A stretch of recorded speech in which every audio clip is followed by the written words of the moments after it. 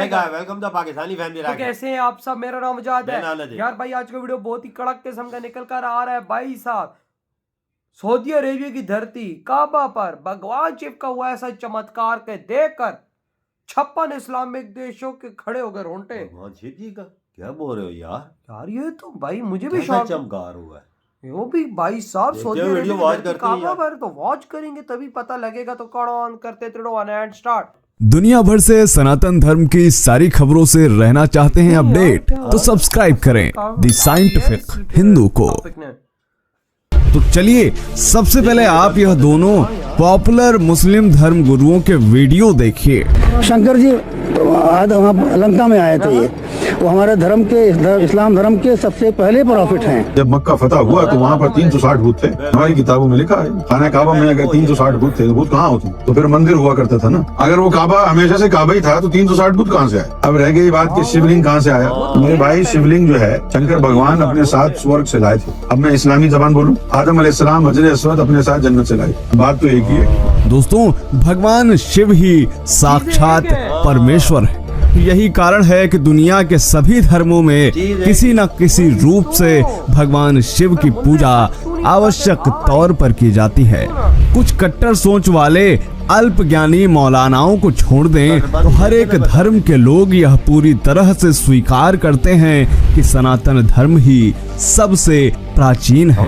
सनातन धर्म ने ही संसार को सत्य असत्य, मानवता दानवता, पाप पुण्य और करुणा क्रूरता जैसे शब्दों का फर्क बताया। सनातन धर्म ने ही सबसे पहले संसार को यह बताया कि अच्छे काम करने वाले स्वर्ग और बुरे काम करने वाले नरक जाएंगे। अब जरा संयोग देखिए कि 6ठी शताब्दी में भारत से हजारों किलोमीटर दूर अरब की धरती से भी यही सब बातें कही जाती हैं। केवल शब्दों का हेरफेर है। जैसे कि सत्य असत्य को सच और झूठ, मानवता दानवता को इंसानियत और हैवानियत, पाप पुण्य को गुनाह और सवाब, करुणा क्रूरता को रहमदिली और जुल्म कहा गया।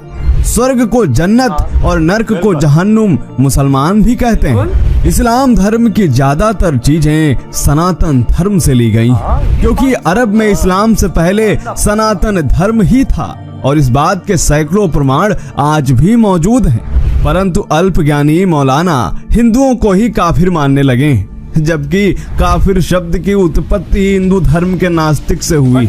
नास्तिक का अर्थ है जो ईश्वर में विश्वास नहीं रखता, और यही काफिर का भी अर्थ है। परंतु मौलानाओं ने मुसलमानों को काफिर शब्द का अर्थ यह बता रखा है कि जो अल्लाह और उसके रसूल को नहीं मानता वह काफिर है। आज के 1400 वर्ष पहले काबा एक विशाल शिव मंदिर हुआ करता था, जहां मक्केश्वर ज्योतिर्लिंग की पूजा की जाती थी। देखो जी, असल शिवलिंग तो काबे में लगा, उसकी नकल के ऊपर भी बहुत सारे मंदिरों में शिवलिंग लोगों ने लगाए हुए। कालांतर में कुछ लोगों ने काबा में अपने पूर्वजों की मूर्तियां भी स्थापित कर दी और उनको पूजने लगे।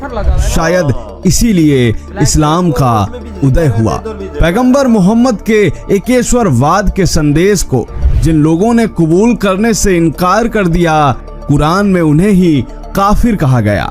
यह शब्द उस विशेष समूह के लिए प्रयोग किया गया था जो मक्का और उसके आसपास इलाकों में आबाद था। इस समूह को कुफार कुरैश भी कहा गया। अतः स्पष्ट है कि काफिर शब्द हिंदुओं के लिए नहीं कहा गया था। काफिर समूह के अलावा कुरान में अन्य 3 धर्मों के नाम भी दर्ज हैं, जिनमें से एक धर्म नसारा यानी ईसाई, दूसरा यहूदी और तीसरा साबाइन बताया गया है। परंतु मुस्लिम उलेमाओं ने काफी लंबे समय तक यह जानने की कोशिश नहीं की कि साबाइन किस समूह को कहा गया है।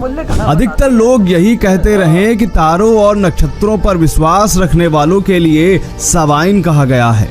लेकिन पिछली सदी में कुछ मुस्लिम उलेमाओं ने साबाइन शब्द की व्याख्या की और कहा कि साबाइन नाम से जिस धर्म समूह को संबोधित किया गया है वह और कुछ नहीं बल्कि सनातन धर्म ही है। जिस तरह कुरान में ईसाइयों को ईसाई के बजाय नसारा नाम से संबोधित किया गया है, उसी तरह सनातन धर्मियों को सबाइन कहकर संबोधित किया गया है।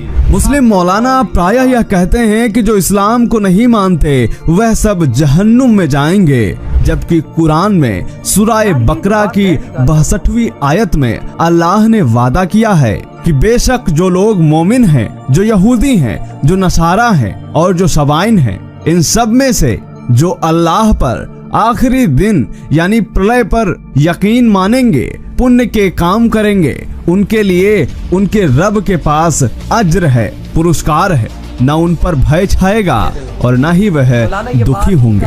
इस आयत से स्पष्ट है कि ईश्वर यानी अल्लाह उन सबको पुरस्कृत करने का वादा कर रहे हैं जो ईश्वर के होने और प्रलय आने पर विश्वास रखते हैं। पुण्य कर्म करने वाले, फिर चाहे वह यहूदी हों, ईसाई हों, मुसलमान हों या फिर सबाइन यानी सनातन धर्मी।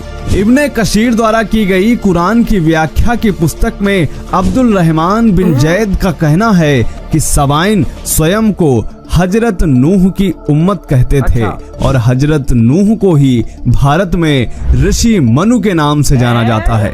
विकिपीडिया में सबाइन का जो परिचय दिया गया है उसमें लिखा गया है कि सबाइन साबी का बहुवचन है।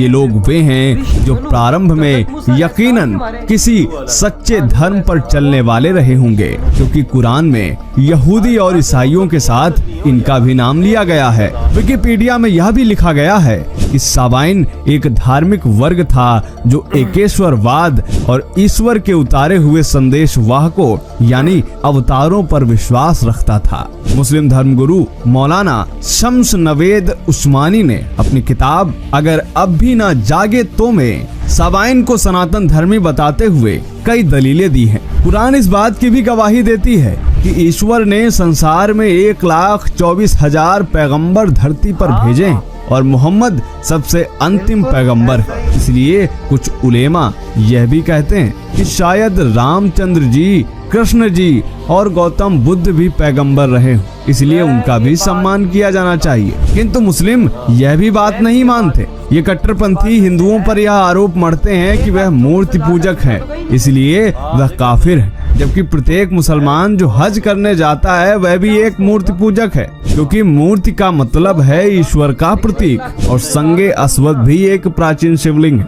अर्थात ईश्वर का प्रतीक है।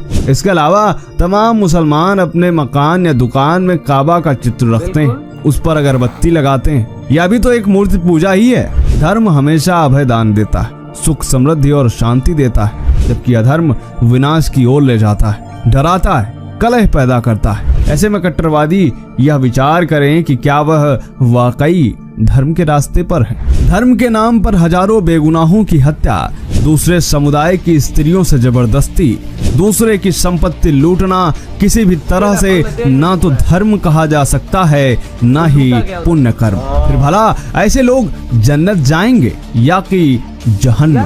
विचार अवश्य कीजिएगा। तो दोस्तों, क्या सोचना है आपका आज के इस वीडियो पे? काम करते हैं जो ना करने वाले हो, दो लोगों के घर लूटते हैं, संपत्तियां लूटते हैं, ये अच्छे काम कर रहे हैं। फिर भाई सब वही बात है, फिर आप लोगों को इस्लाम यही सिखाता है कि तुम लोग ये हरकतें करो, दूसरों को मारो, दूसरे के अच्छा, गले दबाओ, अच्छा। या तलवार की नोक पे जबरदस्ती करो। यार देखो, कुरान मजीद में ये बात है कि भाई साहब जो क्रिश्चियंस हैं, जो हिंदूज हैं, जो यहूदी हैं, वो भाई साहब अल्लाह को मानते हैं। देखो यार, एक किस्म का देखो, हम अल्लाह को मानते हैं, हम अल्लाह की पूजा करते हैं, ठीक है। हिंदूज क्या करते हैं? ईश्वर को मानते हैं, ईश्वर की पूजा। ईश्वर क्या है?